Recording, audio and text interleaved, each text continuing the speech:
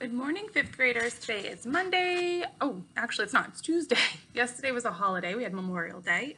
So it's Tuesday, May 26th, 2020. And we are going to continue with our read aloud of Margaret Peterson's Haddix's Among the Hidden. All right, so we're on to chapter 28. We're getting really close to the end of the book. So let's see how this goes. Luke began screaming, couldn't stop. Suddenly, his brain didn't seem to have any control whatsoever what his body did. He felt his legs spring up and propelled towards Jen's dad. He saw his own hand grab for the gun and wrestle it away. He heard a voice he barely recognized in his own head scream, "Again, again, no, no, no! Stop!" Jen's dad yelled. "Stop, you little fool, before you get us both killed!" Somehow the gun was in Luke's hand. Jen's dad lunged at him, and Luke could picture Jen's dad tackling him, just as Jen had tackled him all those months ago. But this time, Luke stepped onto the side at the last moment, and Jen's dad crashed uselessly into the far wall.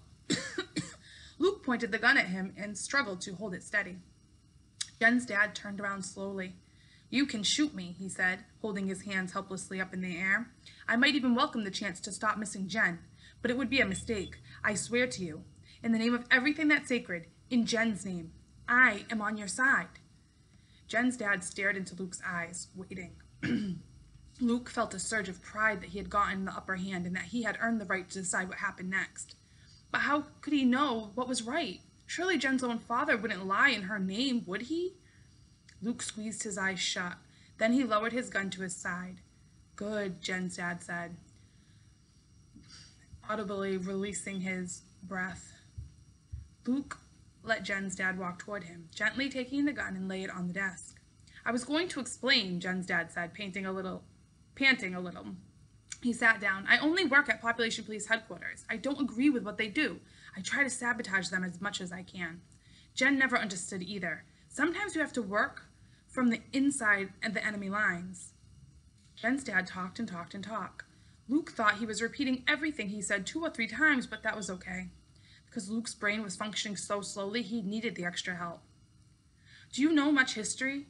Jen's dad asked. Luke tried to remember if there were any history books among his family's collection in the attic. Did adventure stories of long ago count? He cleared his throat. "Just from the books Jen loaned me." "Which ones?" Luke pointed to the ones in the shelves above the computer. "She gave me some articles, printouts from the computer." Jen's dad nodded. "So you got the propaganda from both sides," he said. "No truth." "What do you mean?" Luke said. "The government publications are trying to convince the people of one thing, so they stretch the facts. And the underground is just as extreme in its own way, making statistics match their cause. So you know nothing." "Jen said the stuff from the computer was true," Luke said defensively. Just saying her name made him wince, and now she is dead. How could she be dead? Jen's dad waved away impatiently. "She believed what she wanted to, but I'm afraid..." He stopped, and Luke was afraid Jen's dad might start crying again. Then he swallowed hard and went on. "I'm afraid I encouraged her. I passed along some slanted information. I wanted to give her hope that someday the population law would be repealed. I didn't know she'd... Luke knew he wouldn't be able to bear seeing Jen's dad break down again. "So what should I know?" Luke said. "What is the truth?" "The truth?" Jen's dad muttered, catching on to those 2 words that, as though Luke had thrown him a lifeline. He recovered himself quickly. "Nobody really knows. There have been so many lies for so long. Our government is intoleration, and totalitarian,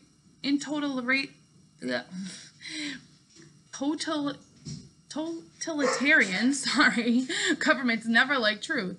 That made no sense to Luke, but he let Jen's dad go on talking. "You know about the famines?" Luke nodded. "Before that, our country believed in freedom and democracy and equality for all. Then the famines came and the government was overthrown. There were riots in the city over food, and many people were killed.